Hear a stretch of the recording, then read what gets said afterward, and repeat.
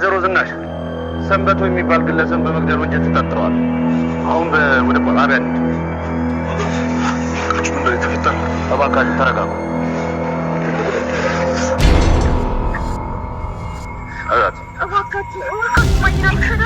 እባካችሁን ተረጋጉ። ወንጀሉን ለመፈጸማቸው ይኸውልህ ማስረጃ ደርሶናል። እንግዲህ ላችሁ እሺ በሉኝ። የተሳሳተ ነገር ይኖራል። እባካችሁ እሺ በሉኝ። እማዬ አባዬ እባካችሁ ጥላችሁ አትሂዱ። እባክሽ ተረጋጊ እባክሽ።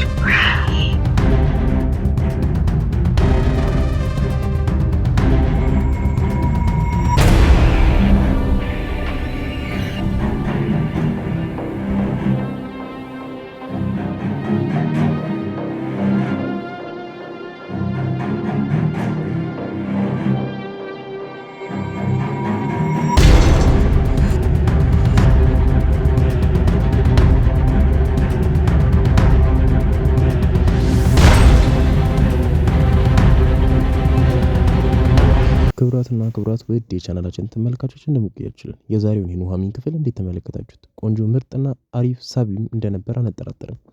ክብራትና ክብራት ውድ የቻናሌ ተመልካቾች እንግዲህ በዛሬው ክፍል እንደተመለከታችሁት አቶ ሰንበቱ በሕይወት አሉ ወይም ደግሞ የዳጊ አባት በሕይወት አሉ። ይህም ነገር እንዳልነው ነው የሆነው። በሕይወት ነበሩ፣ ግን እንዴት የሚለው ነገር አጠራጣሪ ነው። ምክንያቱም ሲቀብሩ ምናምን ብዙ ነገር ነው ያየነውና ከመቃብራቸው መቼስ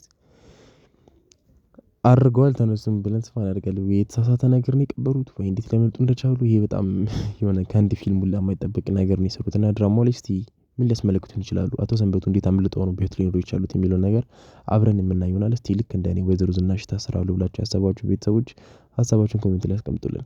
ዳጊ መቼስ በአባቱ በሕይወት መኖር በጣም ደስ ይለዋል። ምንም እንኳን ኑሐሚን በፍቅር ቢያጣትም አባቱን ሕይወት ድጋሚ ፈጣሪ እንዲያው ስለረዳው በጣም በዚህ ነገር ደስተኛ ይሆናል ብዬ አስባለሁ። ምክንያቱም አባትየው በሕይወት ባይኖሩ ኖሮ አምራን ትክክል ናት ብሎ ያስብ ነበር እና ደግሞ የገዛ ወንድሙን እናቱን እንዲሁም ደግሞ ለሁሉም ለቤተሰቦቹ ጠላት ይሆን ነበር። ለኑሐሚን እንኳን ሳይቀር ለሁሉም ርህራሄውን እንኳን የሚያጣ ነበር ይመስለኝ። እንግዲህ ክብራትና ክብራት ቻናላችን ተመልካቾች እንደተመለከታችሁት የዛሬው ክፍል በጣም ምርጥና ገራሚና አስገራሚ የሆነ ድራማ ነው። እንግዲህ የመጨረሻው ክፍል ላይ አቶ ሰንበቱ መጥተው ነው ያለቀው። ክብራትና ክብራት የቻናሌ ተመልካቾች ቀጣይ ክፍል ላይ ምን የሚከሰት ይሆናል? እስቲ ግምታችሁን ኮሜንት ሴክሽን ላይ እያስቀመጣችሁልን። ኑሐሚን ክፍል 83 ይለቀቅ በዚህ በቻናላችን በኢትዮጵያ ሚዲያ ስለመለቀላችሁ ይህንን ቻናላችንን ሰብስክራይብ በማድረግ ቤተሰብ መሆናችሁን በፍጹም እንዳትረሱ። እናመሰግናለን።